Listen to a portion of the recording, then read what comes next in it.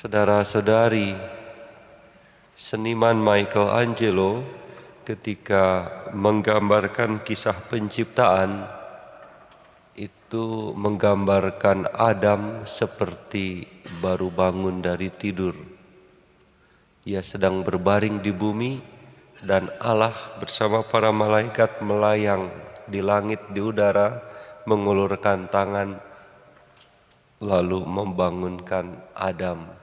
Itu bagaimana Michelangelo merefleksikan itu. Lukisan itu terkenal ketika Allah mengulurkan tangan ke bawah dan Adam itu mengulurkan tangan ke atas sehingga ujung jari mereka berjumpa.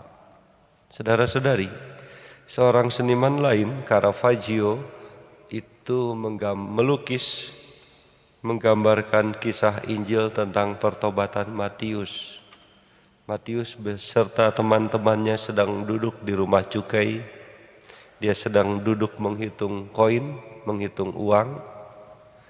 Lalu teman-temannya mengelilingi dan Yesus berdiri di ambang pintu bersama Petrus. Dan dia menunjuk, mengulurkan tangan.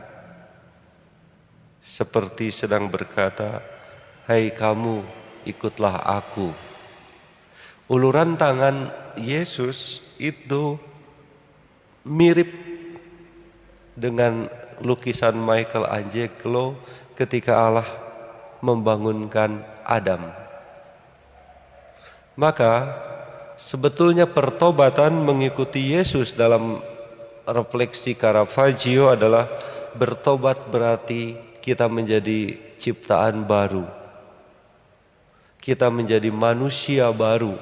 Seperti ketika Allah menciptakan Adam, sungguh-sungguh manusia baru, dan pertobatan itu digambarkan Caravaggio sekali lagi seperti penciptaan baru. Hanya perkaranya adalah apakah kita mau menyambut uluran Tuhan yang mengulurkan tangan atau tidak. Kita seringkali enggan beranjak untuk bertobat, tidak mau hidup kita sebagai anak-anak Allah itu lebih baik karena apa yang sudah ada itu dianggap nyaman. Yang salah pun karena saling terbiasa dianggap wajar. Lihat saja kita dimanapun kita berada, di tempat kerja, tidak disiplin, ya tidak apa-apa, asal tidak ketahuan. Tidak disiplin tidak benar, tapi seolah-olah benar kalau tidak ketahuan. Dan macam-macam. Atau dalam lingkungan kita banyak hal yang sedang kita kerjakan tapi kita duduk scroll HP. Ketika ada orang menegur, mengingatkan, "Kamu kok diam aja, tolong bantuin ini." Itu bukan tugas saya. Tugas saya sudah selesai. Betul, tugasnya selesai, tapi ada saudara-saudara kita yang tugasnya belum selesai. Kalau dibantu akan sama-sama cepat selesai. Seolah-olah benar bahwa tugas saya selesai, betul, tapi ada yang kurang. Tetapi bahwa saya tidak membantu orang lain, itu sudah dianggap wajar karena bukan tugas saya. Tuhan rasa-rasanya mau membangunkan kita dari situasi-situasi ini.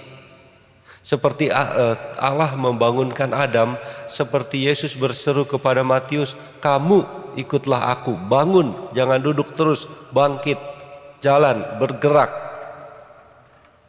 Sementara dosa, kenikmatan-kenikmatan yang keliru itu membuat kita tidak mau bangun, tidak mau bergerak, tidak mau beranjak karena nikmat. Padahal Yesus menunjuk kita, bangun, jadilah baru, jadilah manusia baru. Dan ketika Matius menanggapi panggilan Tuhan yang demikian, kemudian kita tahu sekarang menerima buah-buah dari pertobatan Matius ini. Dia menjadi murid yang luar biasa, yang Injilnya menghadirkan Kristus juga sampai kepada kita. Maka saudara-saudari, daripada kita larut dalam kenikmatan-kenikmatan atau kebiasaan-kebiasaan yang kita tahu itu salah, tetapi karena enak, menyenangkan, kita tidak mau berubah. Daripada kita mengeluh setiap hari, bertahan di dalam kebiasaan yang keliru, tetapi kepada Tuhan kita selalu menghadirkan, mengungkapkan litani dan referen keluhan. Hidup saya kok begini Tuhan, hidup saya kok, kenapa Engkau tidak mengabulkan doaku? Litani keluhan yang mengalir setiap hari. Padahal Tuhan pun, syukur kepada Allah, tidak keluhan, mungkin litani keluhannya tentang hidup kita lebih banyak. Tapi yang lebih keras kepada Tuhan adalah kita. Kenapa Engkau? Tuhannya melihat kita berdosa, hanya tersenyum saja, mengajak kita pulang. Maka bangkit, berdiri, melangkah, mengikuti Yesus adalah panggilan sekaligus perutusan. Jangan tidur terus seperti dalam penciptaan Adam. Jangan duduk terus seperti Matius di rumah cukai.